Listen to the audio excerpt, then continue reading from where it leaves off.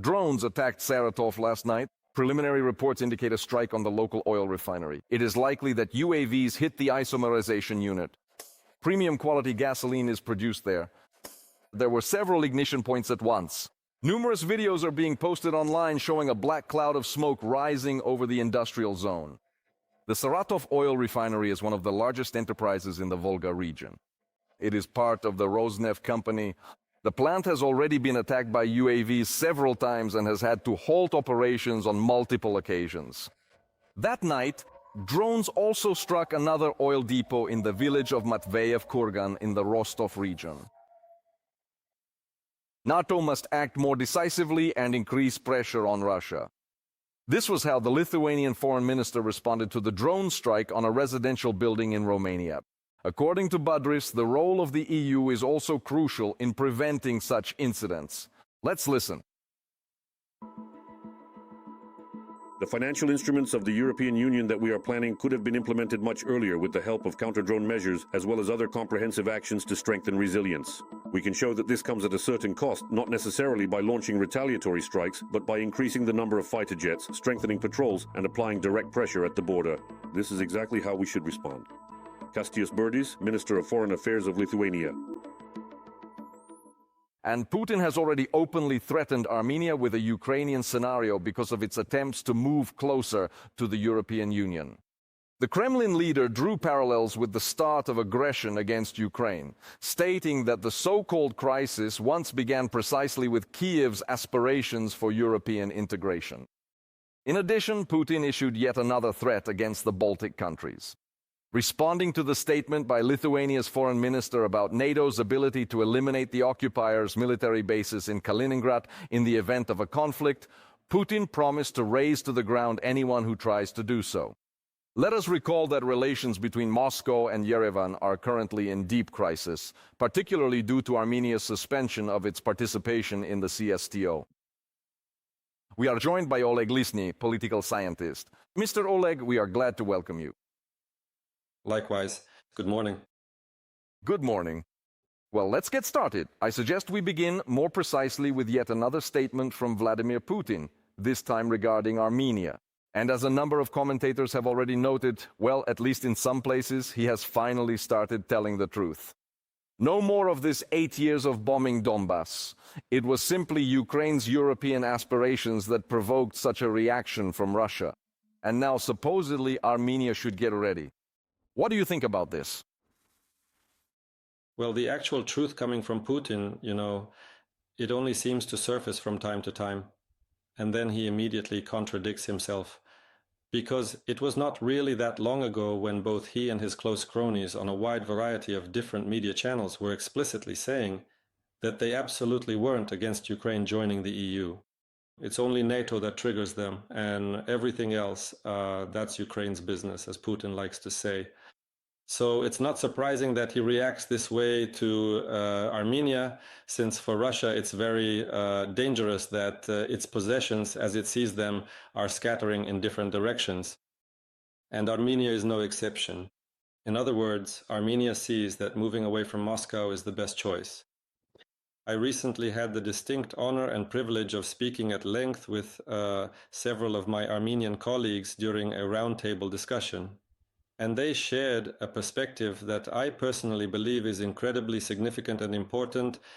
As long as the nation of Ukraine continues to stand strong, as long as it is bravely fighting against the Russian Federation, many countries in the region, including Armenia itself, have a real fighting chance to finally break away from Russia and follow their own very specific and independent path. To put it in a slightly different way, Armenia now has this unique opportunity primarily thanks to the fact that Ukraine has significantly and substantially weakened the Russian Federation. Of course, during the current elections in Armenia, all the sophisticated political technologies and interference strategies that the Russian Federation has historically used in numerous different countries across the globe during their elections are now being actively applied here as well. Sorry for the tautology.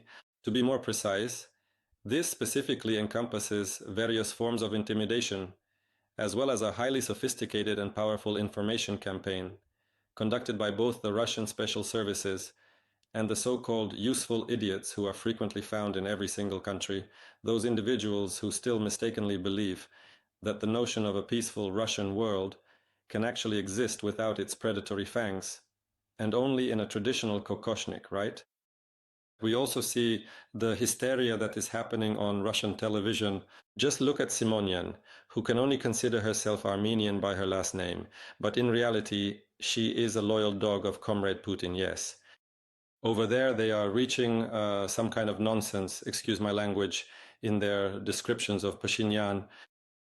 Well, in fact, they are using another method, dehumanization, yes.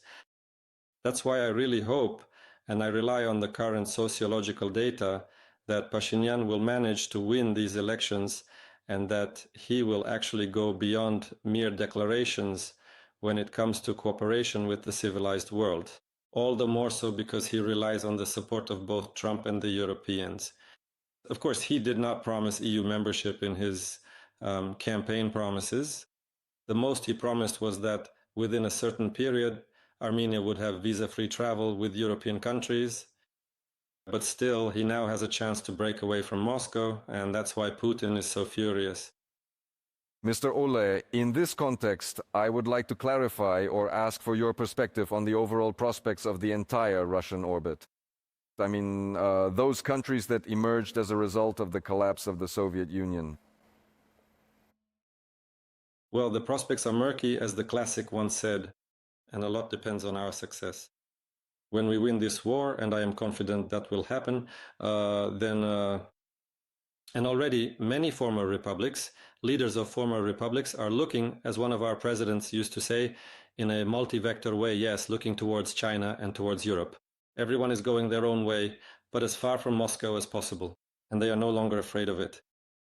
We see that even though he is greeted with flowers, motorcades, and all the rest, but in the end, it's not like it used to be. Look, on May 9th, for example, he was practically begging the leaders of certain countries to come. Just imagine for a second before, at the mere wave of Comrade Putin's hand, they would fly over, jumping out of their pants.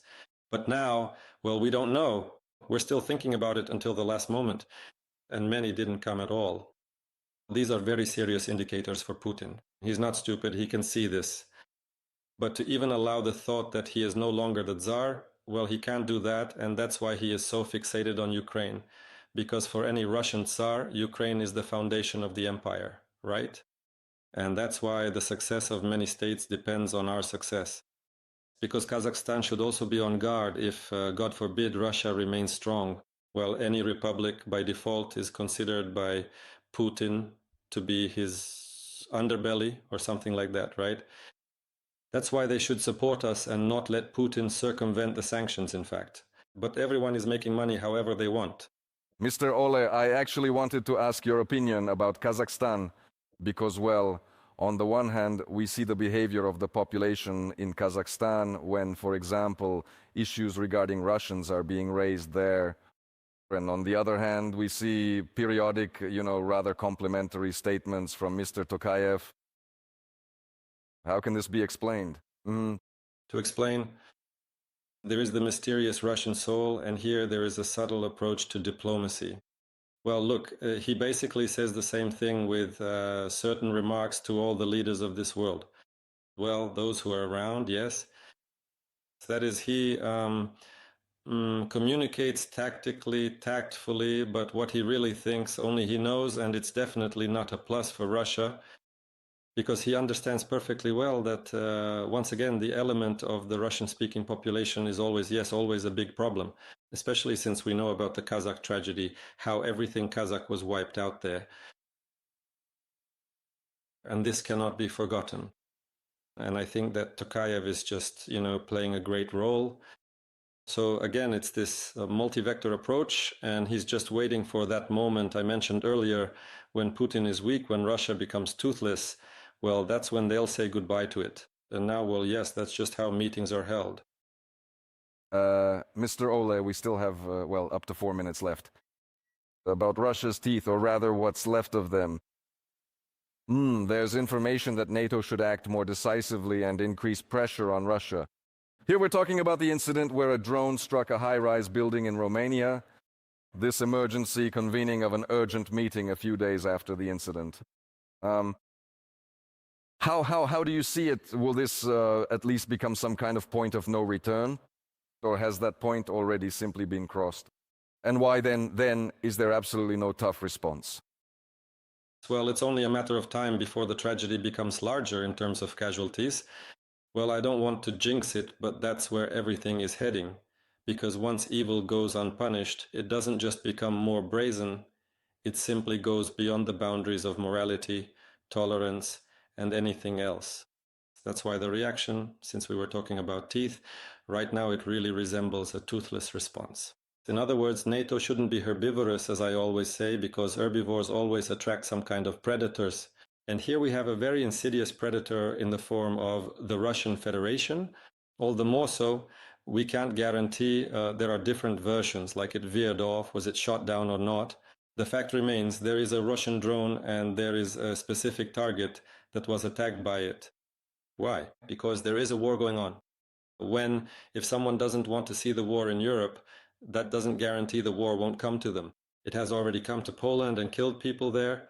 It has come to Moldova, drones have flown in there, and to Romania repeatedly. Therefore, from my own personal perspective, the specific step that Ukraine originally proposed a long time ago is both highly objective and extremely beneficial for everyone involved.